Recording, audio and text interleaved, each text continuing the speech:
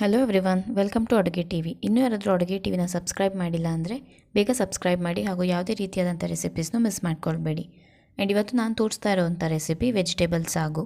So ಇದನ್ನ ಹೇಗೆ ಮಾಡೋದು ಆ್ಯಂಡ್ ಏನೇನು ಇಂಗ್ರೀಡಿಯೆಂಟ್ಸ್ ಬೇಕು ನೋಡೋಣ. ಆ್ಯಂಡ್ ಇದು ಪೂರಿ ಹಾಗೂ ಚಪಾತಿ ಜೊತೆ ತುಂಬ ಚೆನ್ನಾಗಿರುತ್ತೆ. ಅದರಲ್ಲೂ ಪೂರಿಗೆ ಬೆಸ್ಟ್ ಸೂಟೇಬಲ್ ಅಂತ ಹೇಳ್ಬೋದು. ನೋಡಿ, ಮೊದಲು ಒಂದು ಜಾರಲ್ಲಿ ಶುಂಠಿ ಹಾಗೂ ಬೆಳ್ಳುಳ್ಳಿ ತೊಗೊಳ್ತಾ ಇದ್ದೀನಿ. 1 ಇಂಚು ಶುಂಠಿ ಹಾಗೂ 8 to 10 ಎಸಳುಗಳು ಬೆಳ್ಳುಳ್ಳಿ ತೊಗೊಳ್ತಾ ಇದ್ದೀನಿ. ಅದಾದಮೇಲೆ ಹಸಿಮೆಣಸಿನ್ಕಾಯಿ ಹಾಕ್ಕೊಳ್ತಾ ಇದ್ದೀನಿ, 4ರಿಂದ 6. ನೆಕ್ಸ್ಟು ಚಕ್ಕೆ ಲವಂಗ ಹಾಕ್ಕೊಳ್ತಾ ಇದ್ದೀನಿ, 1 ಇಂಚಷ್ಟು ಚಕ್ಕೆ ಹಾಗೂ 3 ಲವಂಗ ಹಾಕ್ಕೊಂಡಿದ್ದೀನಿ. ಇದಾದಮೇಲೆ 1 ಕಪ್ಪಷ್ಟು ಕಾಯಿ ತೊಗೊಂಡಿದ್ದೀನಿ, ಸಣ್ಣದಾಗಿ ಹೆಚ್ಚಿಟ್ಕೊಂಡಿದ್ದೀನಿ ಅದನ್ನ. ನೆಕ್ಸ್ಟು ಈರುಳ್ಳಿ ಹಾಕ್ಕೊಳ್ತಾ ಇದ್ದೀನಿ 1. ಅದಾದಮೇಲೆ 2 ಟೊಮ್ಯಾಟೊ. ಅದಾದಮೇಲೆ ಇವಾಗ ಕೊತ್ತಂಬರಿ ಸೊಪ್ಪು ಹಾಕ್ಕೊಳ್ತಾ ಇದ್ದೀನಿ. ಸೊ ಇದಿಷ್ಟು ಆದಮೇಲೆ ಇವಾಗ ಧನಿಯಾ ಪುಡಿ ಹಾಕ್ಕೊಂಡಿದ್ದೀನಿ 1 ಸ್ಪೂನಷ್ಟು. ಸೊ ಇದನ್ನು ಇವಾಗ ತರಿಯಾಗಿ ರುಬ್ಕೊಳ್ಬೇಕು. ಮೊದಲೇ ನೀರು ಮಿಕ್ಸ್ ಮಾಡಬೇಡಿ, ಆವಾಗ ಚೆನ್ನಾಗಿ ಗ್ರೈಂಡ್ ಆಗೋದಿಲ್ಲ. ಸೊ ಇವಾಗ ನೋಡಿ, ಮತ್ತೆ ನೀರು ಮಿಕ್ಸ್ ಮಾಡ್ತಾ ಇದ್ದೀನಿ. ಇವಾಗ ನೀರು ಮಿಕ್ಸ್ ಮಾಡಿದ್ಮೇಲೆ ಸ್ವಲ್ಪ ಸ್ಮೂತಾಗಿ ರುಬ್ಕೊಳ್ಬೇಕು. ನೋಡಿ, ಇವಾಗ ಚೆನ್ನಾಗಿ ಗ್ರೈಂಡ್ ಆಗಿದೆ. ಸೊ ಮಸಾಲ ರೆಡಿ ಇದೆ. ನೆಕ್ಸ್ಟ್ ನಾನು ಒಂದು ಕುಕ್ಕರಲ್ಲಿ ಸ್ವಲ್ಪ ಎಣ್ಣೆ ಹಾಕ್ಕೊಳ್ತಾ ಇದ್ದೀನಿ, 3 ಸ್ಪೂನ್ಸಷ್ಟು. ಸೊ ಇದು ಒಗ್ಗರಣೆಗೆ. ಆ್ಯಂಡ್ ಅದಕ್ಕೆ ಸಣ್ಣದಾಗಿ ಹೆಚ್ಚಿಟ್ಕೊಂಡಿರೋಂಥ ಈರುಳ್ಳಿ ಹಾಕ್ಕೊಳ್ತಾ ಇದ್ದೀನಿ. ಇದನ್ನು ಚೆನ್ನಾಗಿ ಫ್ರೈ ಮಾಡಬೇಕು. ಸೊ ಇದನ್ನು ನಾನು ಕುಕ್ಕರಲ್ಲಿ ಯಾಕೆ ಮಾಡ್ತಾಯಿದ್ದೀನಿ ಅಂದರೆ ಬೇಗನೂ ಆಗುತ್ತೆ ಆ್ಯಂಡ್ ತರಕಾರಿಗಳು ಕೂಡ ಚೆನ್ನಾಗಿ ಬೇಯುತ್ತೆ. ಸೊ ಕುಕ್ಕರಲ್ಲಿ ಮಾಡಿದ್ರೆ ಚೆನ್ನಾಗಿರುತ್ತೆ, ಜಾಸ್ತಿ ಟೈಮ್ ಕನ್ಸ್ಯೂಮ್ ಆಗೋದಿಲ್ಲ.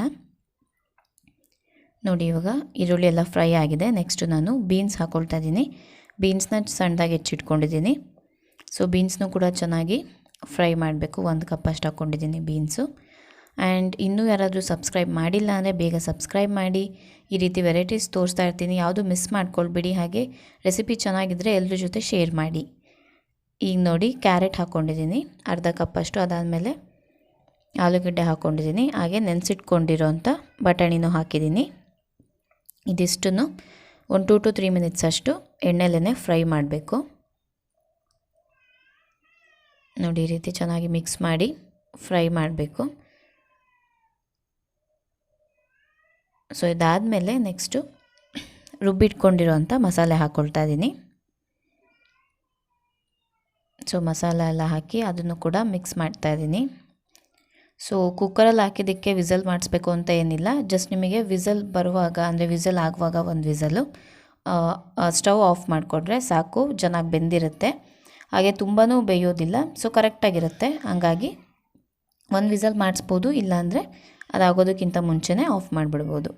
ನೆಕ್ಸ್ಟು ಉಪ್ಪು ಹಾಕ್ಕೊಂಡಿದ್ದೀನಿ 1 ಸ್ಪೂನಷ್ಟು. ಸೊ ಉಪ್ಪು ನೋಡ್ಕೊಂಡು ಹಾಕ್ಕೊಳ್ಳಿ ಎಷ್ಟು ಬೇಕು ಅಂತ. ಸೊ ಇಷ್ಟೇ, ಇದು ಸಿಂಪಲ್. ಇವಾಗ ಸೊ ಕುಕ್ಕರ್ನ ಕ್ಲೋಸ್ ಮಾಡಿ 1 ವಿಸಲ್ ಆಗೋವರೆಗೂ ಬೇಯಿಸಿದ್ರೆ ಮುಗ್ದೋಯ್ತು. ನೋಡಿ, ತುಂಬ ಸಿಂಪಲ್ ರೆಸಿಪಿ, ಹಾಗೆ ತುಂಬಾ ಚೆನ್ನಾಗಿರುತ್ತೆ ಪೂರಿ ಹಾಗೂ ಚಪಾತಿ ಜೊತೆಗೆ. ಸೊ ನಿಮಗಿದಿಷ್ಟ ಆಗಿದ್ದರೆ ಈ ವಿಡಿಯೋ ಹಾಗೂ ರೆಸಿಪಿ ವಿಡಿಯೋನ ಲೈಕ್ ಮಾಡಿ, ಶೇರ್ ಮಾಡಿ. ಹಾಗೆ ನೀವು ಕೂಡ ಟ್ರೈ ಮಾಡಿ ಹೇಗಿತ್ತು ಅಂತ ಕಮೆಂಟ್ಸ್ನಲ್ಲಿ ತಿಳಿಸಿ. ಸೊ ಸಬ್ಸ್ಕ್ರೈಬ್ ಆಗೋದನ್ನು ಅಡುಗೆ ಟಿವಿಗೆ ಮರಿಬೇಡಿ. Thank you.